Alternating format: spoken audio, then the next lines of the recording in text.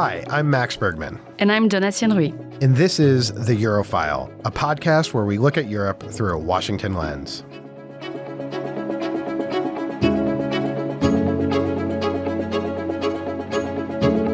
Welcome to another episode of the Eurofile. Today, we'll discuss how the EU can respond to President Trump's tariffs and whether EU doomism is overstated. Then we'll turn to a conversation with Anu Bradford, professor of law and international organization at Columbia Law School, to discuss how Washington and Brussels might clash over tech regulation in the second Trump administration. We hope you enjoy the show. Okay, we're starting hot off the press with a series of potential tariff announcements from the Trump administration. First off is reciprocal tariffs for any goods that some trading partners have been imposing tariffs on that come from the U.S. Second, a really big deal is 25% tariffs on steel and aluminum. This had come up in the first Trump administration, then deals were made, and this is back on the table now. And finally, there have been broader threats against the EU because of tech regulation and what President Trump thinks is just the EU's general fleecing of America in the last few years on the trade side.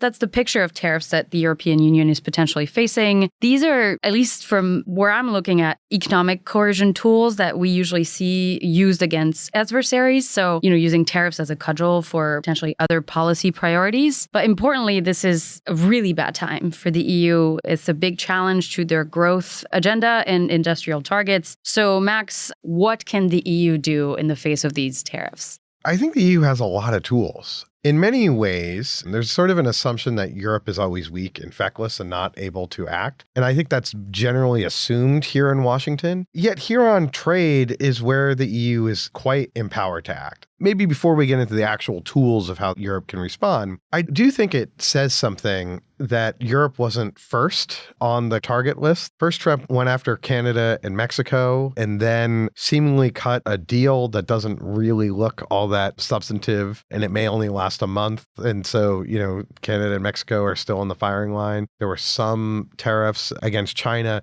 But Trump really seems to be targeting allies and partners. So, he negotiated the U.S.-Mexico-Canada agreement, the USMCA, the renegotiation of NAFTA, and then still decided to pick a fight over it. But I think, Europeans over the first few weeks of the Trump administration may have felt a sense of relief that they weren't first ones targeted. But I actually think that's a bad sign, because it's really a sign that I think the Trump administration just doesn't really care at all about Europe, doesn't think a lot about Europe. And so what is the purpose of these sorts of tariffs vis-a-vis Europe? And Europe does export more to the United States. And that, of course, is a major concern of Donald Trump, and he believes in tariffs. But what's the end goal here? It seems like the end goal is to reduce the amount of European goods coming into the U.S. I think the broader problem is that's the objective. I think then markets will react very negatively.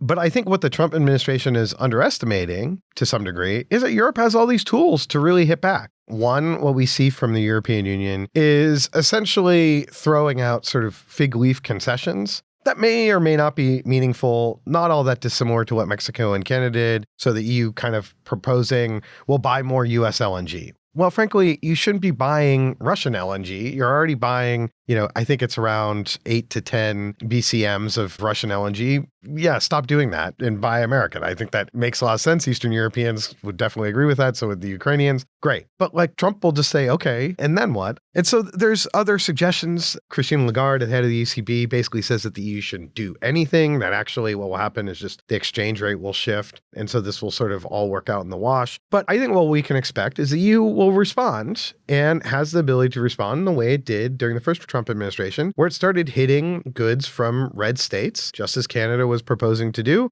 So bourbon, unfortunately, when I go to Europe, is going to be a lot more expensive for me. So the EU will hit and cause a lot of pain. And I think what Washington is sort of underestimating here is that when you spark the fight, it may be that the US can cause more economic pain to Europe than Europe can cause back. But this is not a fight that is needed. Ergo, politically, Europe is on much stronger ground. So that if there's market disruption, if industry is upset in Europe, they're going to complain to European leaders, and the European leaders will be like, it's that guy's fault over there in Washington. And when Wall Street goes down and there's other market disruption, then, I think that will really negatively impact Trump politically. European leaders, I think in some ways, are insulated from the negative economic impacts of this politically because they can blame Trump's fault. Trump picked this trade war. It's not not our problem. And so I think Europe is on fairly strong political ground. Martin Sambu of the Financial Times looked at this and assessed that for Germany and Italy, if all of their exports, quote, to the US were halted in a trade war, about 3% of GDP would disappear directly. He points out that's quite a bit, but that's comparable to a bad recession, but milder than COVID-19. And that's if everything disappeared. The lesson to sort of take from this is like, I think this would be not good for Europe's economy, but it's not like the death knell for Europe. And there are countermeasures that Europe can take. So I think what will happen on the trade front is it'll largely be a détente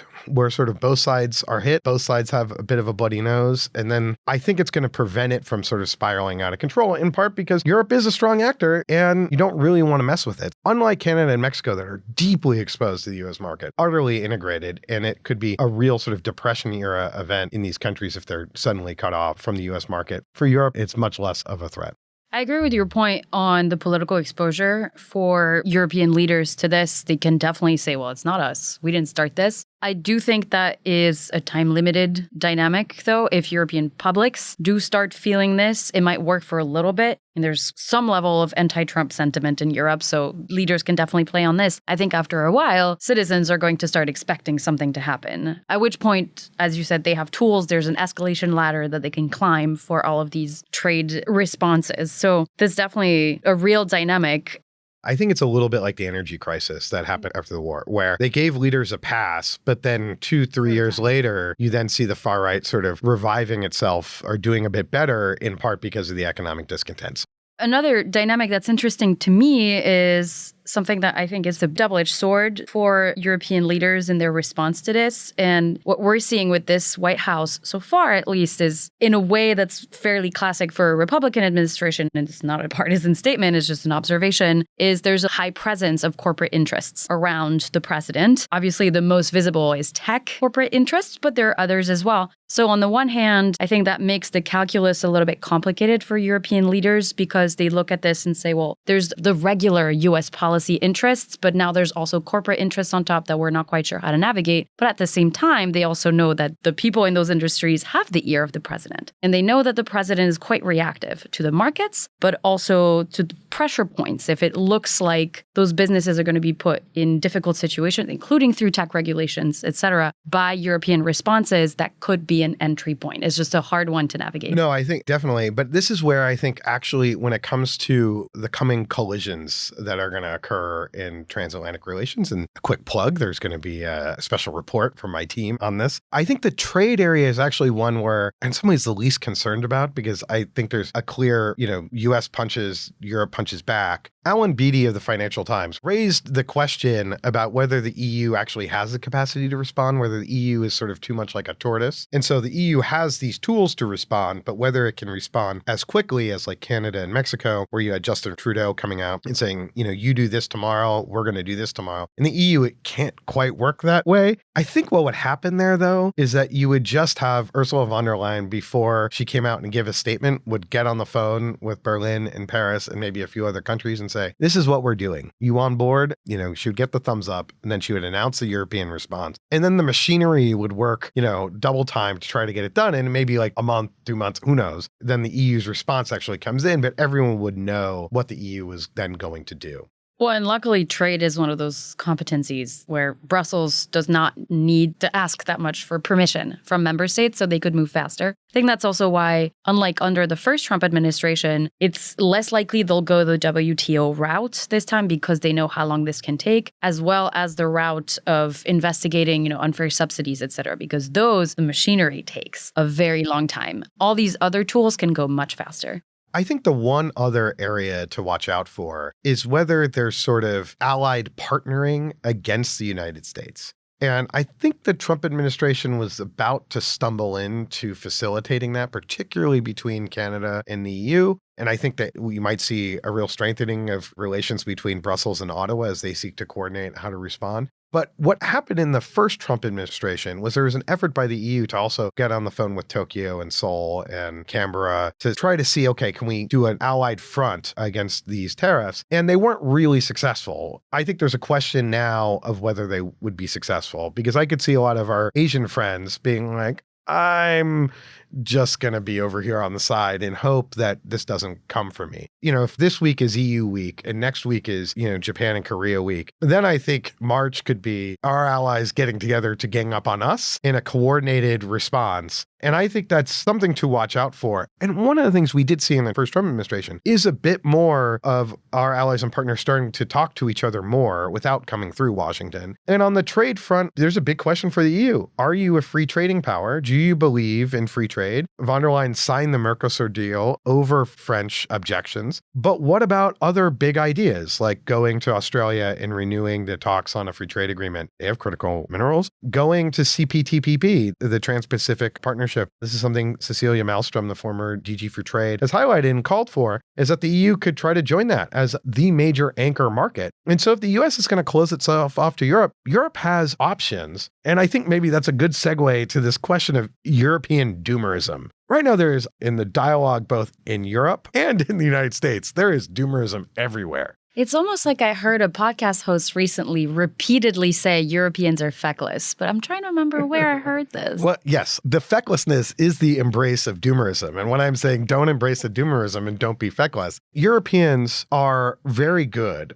about diagnosing all the ways that they're weak and all the problems that they have, and really looking back towards the United States and just sort of putting the United States on this shining pedestal of like, why can't we have this tech innovation like the US? And meanwhile, I think many in the US are like looking at Europe and social democracy, and they still have an ability to regulate the tech companies, which we clearly don't have anymore. The EU kind of needs its own FDR speech that the only thing you have to fear is fear itself. The EU has the tools to both respond to the United States in a way that I think could limit some of the harm. They can take action on the tech side, and we'll talk to Anu Bradford about this. That could probably unleash both innovation, but then also protect their societies in a bit more. They have money. This is not a poor region that can then mobilize for its own defense. So if the United States is not going to be there, it does require drastic action, both on the financial side, but also reforms. I think necessary that Olaf Scholz called for an election right after Trump won. I think that was actually the right decision. The two weren't maybe directly connected, but were sort of connected.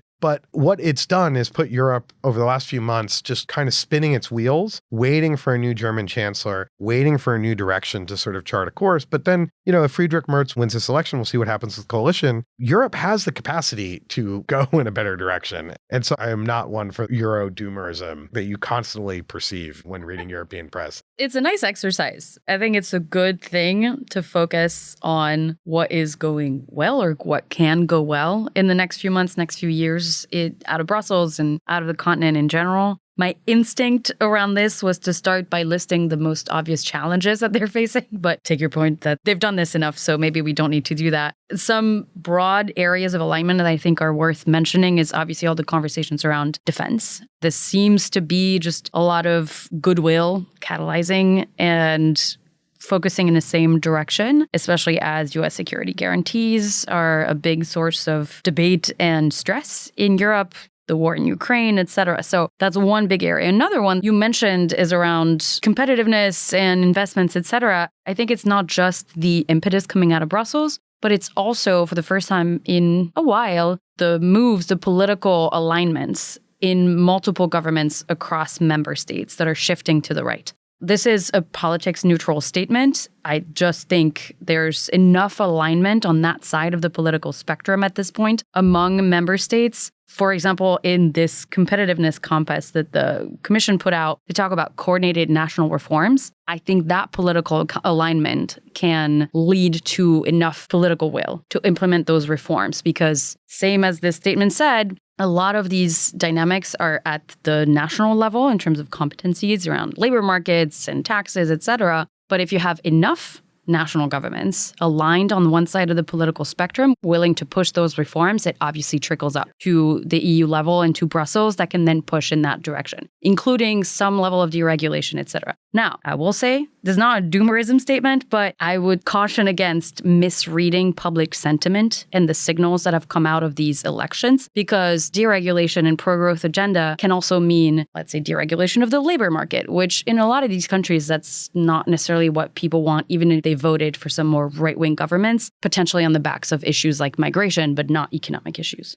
I think one of the major sources of doomerism here in the US toward Europe is like, oh, look at Europe, and you constantly hear this sort of, well, the far right is just emerging everywhere and is this sort of unstoppable force. I think that's basically a misreading of European politics in the sense that I don't see the far right as an unstoppable force. I think what's happened is the far right emerged in the last decade, in large part because of the economic crisis, and then you had migration. And then by the end of the decade was basically being pushed down again. The AfD rose, then it went down, and that was sort of true across Europe. It's made gains. Some of the parties have moderated slightly, have become part of the political scene, but they sort of shedded their kind of anti-systemic approaches for many of these parties. And then what we've seen with COVID is that you had both COVID and an energy crisis. And I think this is what American audiences miss, is that we had an inflation shock caused by COVID and then our excessive spending, which made our economy run really hot. Europe just had COVID, and then they had huge inflation caused by an energy shock that did the opposite to their economy. Economic situation has been poor. The far right is going to then emerge again, and that's sort of what we're seeing. But now the Europeans, unlike us, can start cutting interest rates because they've had the slow growth.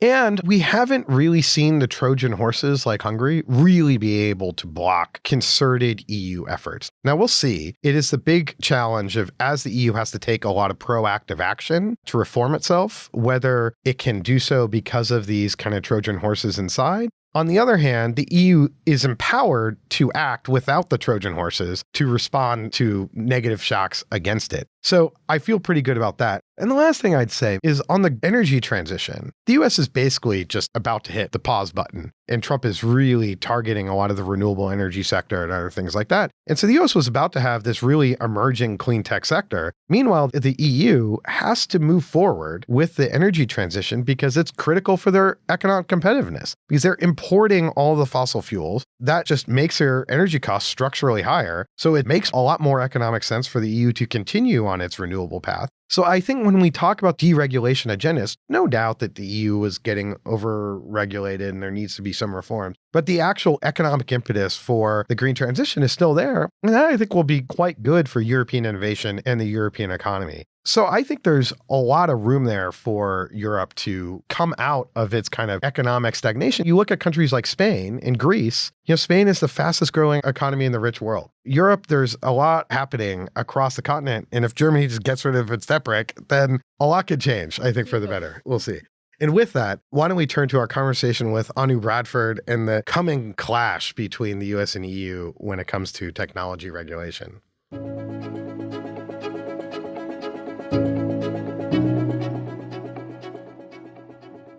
We are thrilled to welcome Anu Bradford to the Eurofile. Anu is the Henry L. Moses Professor of Law and International Organization at Columbia Law School and is a leading scholar on the EU's regulatory power. She is the author of the now famous book, The Brussels Effect: How the European Union Rules the World, and more recently, another fantastic book, Digital Empires: The Global Battle to Regulate Technology. She's the perfect guest to have on to talk about what I see as sort of the coming US-Europe collision over technology policy and the Brussels effect of EU regulations. Anu, thank you so much for joining us. Well, thanks so much for having me. Very exciting times. Yes, very exciting times. Recording right now on Wednesday afternoon. It is February 12th. There was just a big AI summit in Paris. But before maybe going into that summit, maybe if we could sort of step back a little bit and set the stage. How do you see the current dynamic between the US and the EU when it comes to what looks like a coming fight over technology regulations? How is the US approaching this? How is Europe approaching what could be a major challenge for transatlantic relations? So this is obviously an extremely difficult time for transatlantic relations. We certainly don't see two allies working closely, trying to advance the digital development based on shared values. So we certainly see a U-turn by the Trump administration from the much more collaborative approach during the Biden administration. So the first thing that you observe is just this close alignment between the Silicon Valley and the Washington, D.C., how the tech companies are all supporting President Trump, donating to his inauguration, being present at his inauguration. And the thinking is that they expect that they will be rewarded by light regulation, but not only by light regulation in the US, but these tech companies are now seeking to co-opt the Trump administration to help them fend off the European regulators and hence take some of the pressure off that they are facing in Europe. So that's, I think, now one dynamic that the Europeans are now facing create an external challenge to their digital agenda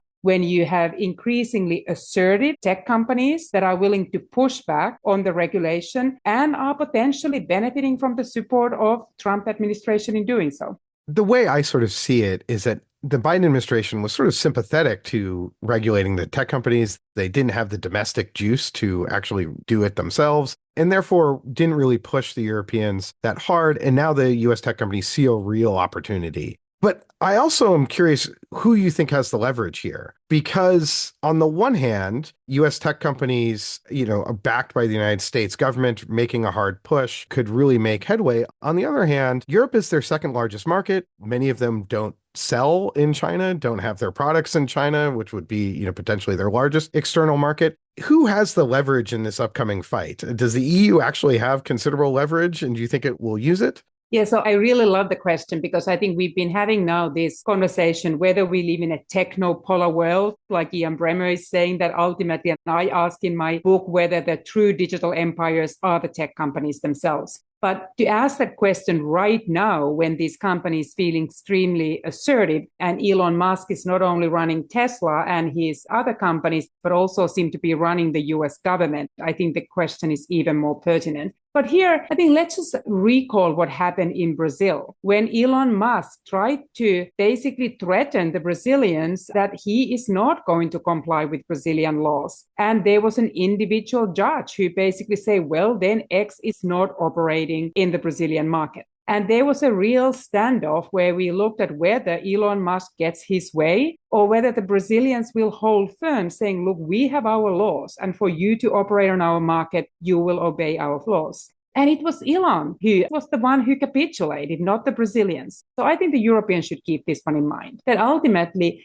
Europe is a large market filled with wealthy consumers, and these tech companies cannot afford not to trade in the EU. So if you think about many of these companies whose business model relies on advertising, they are particularly exposed to having access to wealthy markets where the per user advertising revenue is much higher. So they don't really have the opportunity to say that we're not operating in Europe. So the Europeans need to decide what are the conditions under which these companies continue to be welcome to the European market. So in many ways, I think the Europeans need to explain it to the tech companies and the US government that they are enforcing binding laws. They don't have the option, the choice to politicize the digital agenda and subject that to some kind of bargaining and say that, okay, let's now discuss everything together. Whether the US is supporting Ukraine, then that is part of the conversation of whether we continue to investigate X under Digital Services Act. I don't think the Europeans would be wise to politicize this and try to look for some grand bargains with the United States. They don't have to. It's their laws, and these companies need the access to the European market. So if the grand bargain and pulling in the kitchen sink of policy options is not really an open door, I'm curious where you see the space for potential compromise here. I completely agree with you. These are laws that have been passed, but we're now 7 years out from the entry into force of GDPR. There's been a lot of conversations around how the DMA and the DSA are being implemented, talking about the AI Act, obviously. It feels to me like there's potential openness in Europe among leaders to think about, well, maybe we could tweak. Now that we have the benefit of hindsight, are there areas where they could offer compromises that potentially they were going to do anyway that seems like concession to both the Trump administration and someone like Elon Musk, who, yes, capitulated in Brazil, but has a lot more power now? Are there areas where they could give a little bit and that might make that collision a little bit softer? Yeah, just to put a blunter point on it, I mean, the Americans constantly say the EU has overregulated tech, they've stifled innovation. And do they have a point? Perhaps maybe Europe has gone too far, and some of what the tech companies are saying makes a lot of sense.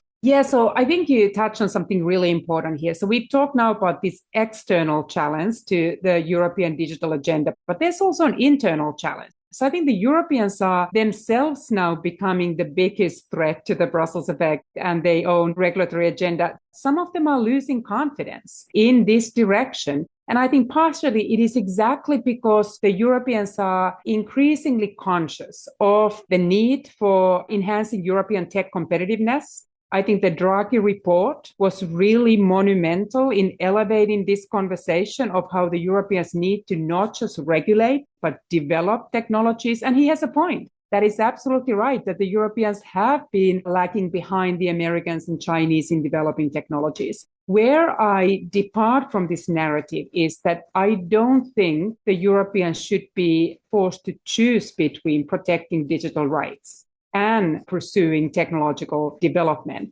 Because ultimately, it's not because of the GDPR or the DSA or the AI Act why Europe is not producing tech companies. So I've written in this article the false choice between digital regulation and innovation, how I think the real reasons why we see this gap between the US and the EU is not because the Europeans regulate and Americans don't in this space, but there is no integrated digital single market. It's hard for tech companies to grow in the EU. There's no deep integrated capital markets. They can't raise the funds and really grow in the EU. The bankruptcy laws are very stringent. So they discourage entrepreneurs from taking risk and pursuing really disruptive innovations. And Americans have been much more successful in attracting global talent that has fueled innovation in the US. So the deficiencies in European tech competitiveness, in my view, have very little to do with these digital regulations that have been criticized. But there is a narrative. Many in Europe believe that is the problem. So there is now an internal push also to take a harder look on this regulation. We already saw yesterday an announcement that the Commission is withdrawing its AI liability bill. So there is the idea that that directive will now not be adopted, which may be both something to signal to the Americans that the Europeans are not overregulating, but also trying to alleviate these concerns internally. So I think to your question of whether we might see an adjustment is that the combination of some concern of the external pushback and then the declining internal confidence in this agenda, partially because of this false assumption that there would need to be a choice to be made, I think that may lead to some degree of revaluation. I don't think that's enough to entirely have the Europeans kind of repeal all these laws. They certainly won't do that. We probably see less of an appetite for additional laws, and we might see some selective sort of choices of how vigorously we are enforcing. Connected to this, are we likely to see, as part of this potential compromise bucket, a softening of some of the ongoing investigations? Because the laws have passed, we have to interpret them, but could the Commission look at its ongoing investigations, for example, against Meta or Apple or X, and tweak something there? Or is that part of the problem of we have the laws, we have to implement them, period? I don't think it would be wise to do that. And I doubt that the Commission is well placed to soften those investigations. So first of all, the Parliament was already extremely upset when some news reporting came out that the Commission was reassessing these ongoing investigations. It is seen as capitulating to the Americans. And right now, there are very few in Europe who look at the power of these tech companies and say that, look, these companies should be given the freedom to shape not only American political agenda, but also the European regulatory agenda. So I think the European Parliament, where there was such a strong support for these laws across different political parties, that the Commission would be, I think, heavily penalized if the Commission was trying to walk away from its role as the guardian of treaties, but also the one with the enforcement obligations.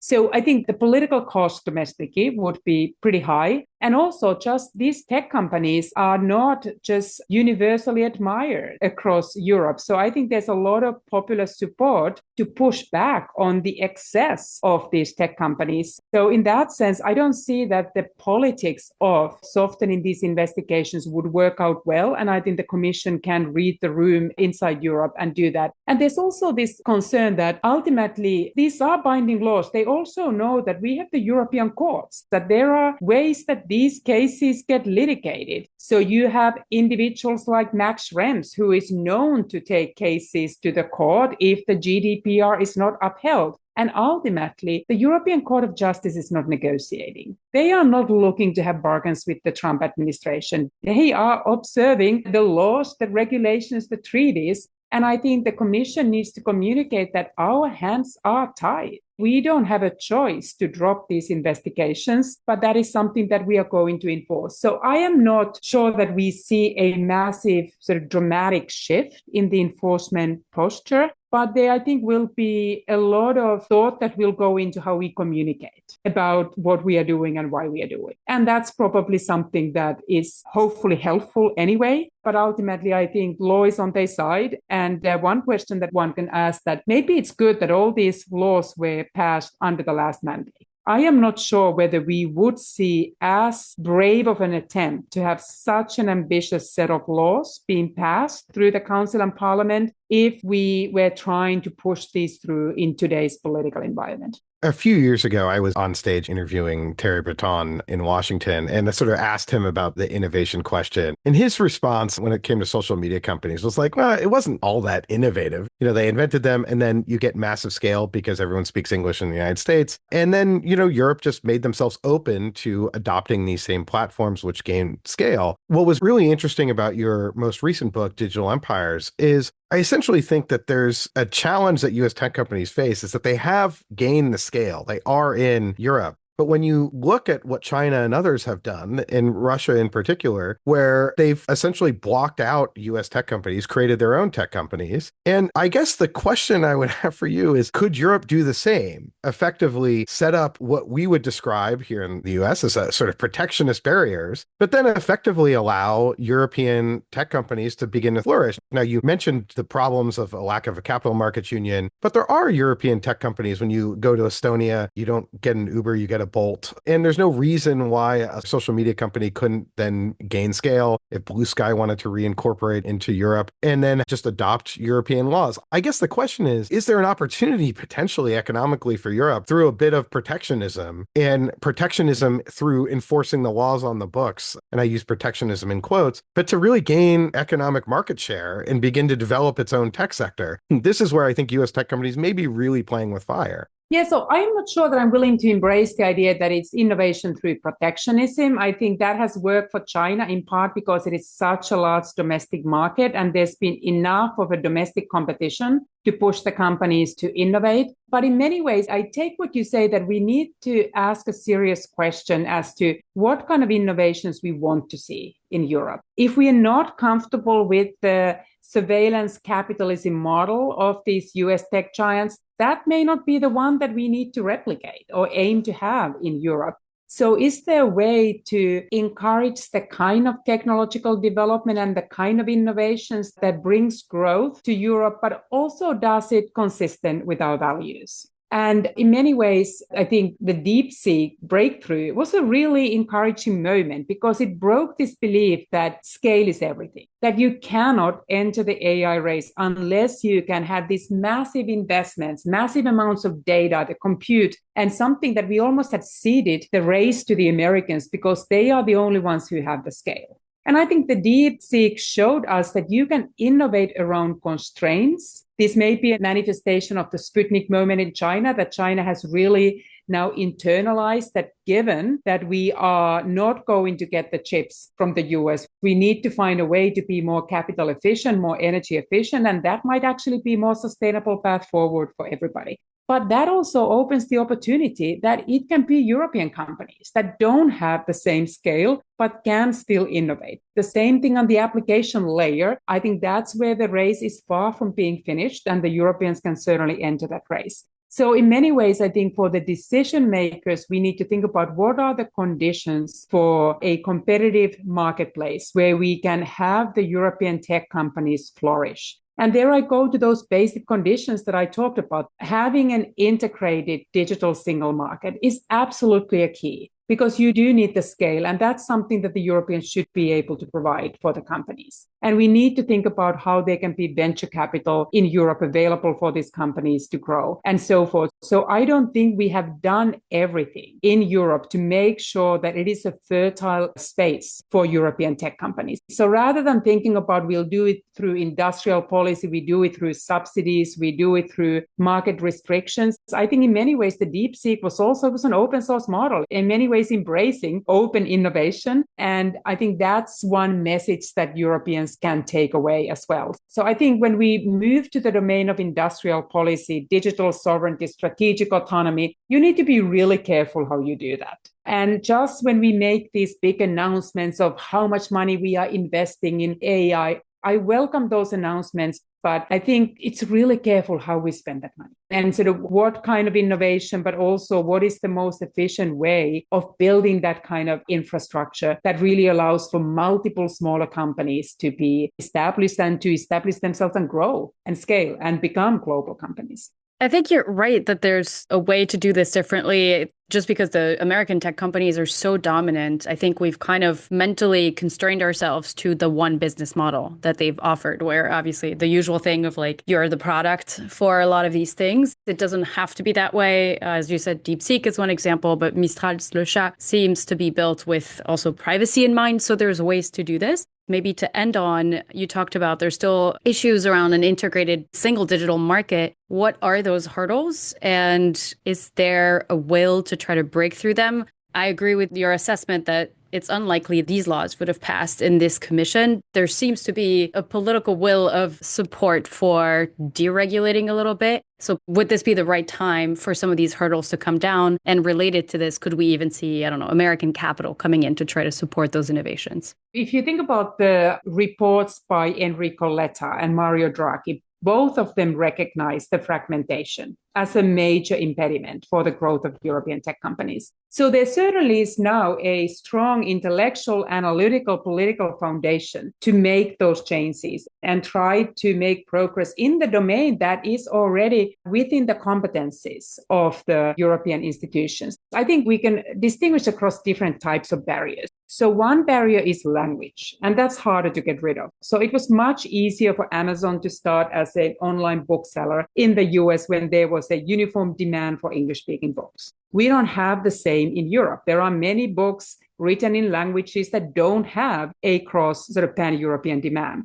The same thing that if you think about videos on demand, the Netflixes of the world, Americans who live in Michigan and Illinois and in Texas, they watch largely similar movies. And it's not the same case when you think about the movies that are watched in Portugal or Latvia or in Denmark. So there are also sort of cultural differences that might be harder to overcome. But there are many legal differences which can be removed. We talked about how the European Commission now dropped the AI liability directive. What I'm worried about is that if we don't have EU-level regulation, we're going to have 27 different member state regulations. That is increasing the fragmentation. So alternative to the GDPR is not no privacy regulation. The alternative is 27 different privacy frameworks. And that adds to the fragmentation. And even when we have common European rules, we still have member states who have the habit of building on those regulations, adding their own regulatory requirements or enforcing them in ways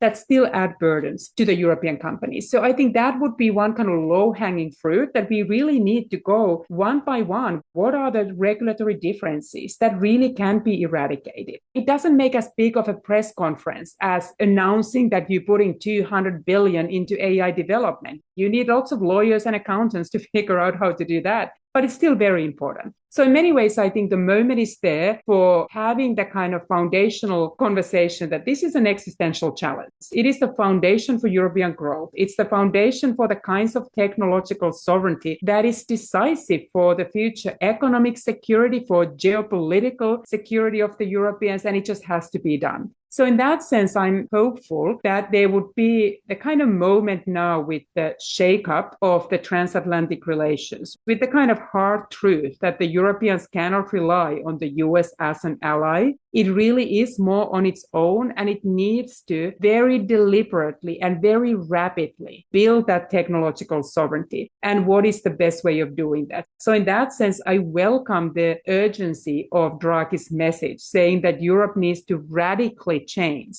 and we don't really have time to wait for that. In that sense, I think there's a lot to be done, and there's a real political moment to elevate the urgency of those reforms in Europe. And I really hope for the Europeans, and I think, frankly, for everybody else who's benefited from Europe's regulatory agenda, that moment is met not by repealing regulations, but really shoring up those other pillars of a thriving tech ecosystem in Europe. Anu Bradford, there's a lot more I want to ask you and talk about. This has been a really fascinating conversation. And I think we'll have to have you back on the show because I'm sure over the next few months, this is going to really play out in a major way and really impact transatlantic relations. Thank you so much for joining us today. It was a lot of fun. Thanks for having me.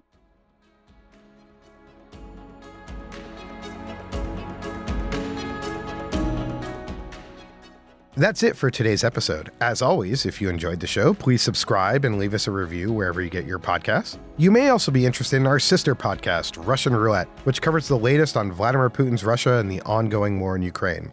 Our thanks to our producer Shannon Young, Otto Svensson, and Lexi Linnefelter for coordinating and researching this episode. And finally, we'd also like to give a shout out to our fearless intern, Essi Pekkanen, who has been key to making the Eurofile the smash hit that it is, but also in helping out the Europe-Russia-Eurasia program. Essi's been a fantastic intern and has gone off back to Europe for an excellent job, and we really appreciated all her work over this winter and fall. So thank you, Essi. That's it for today's show. We'll be back soon with another assessment of Europe through a Washington lens. Until next time.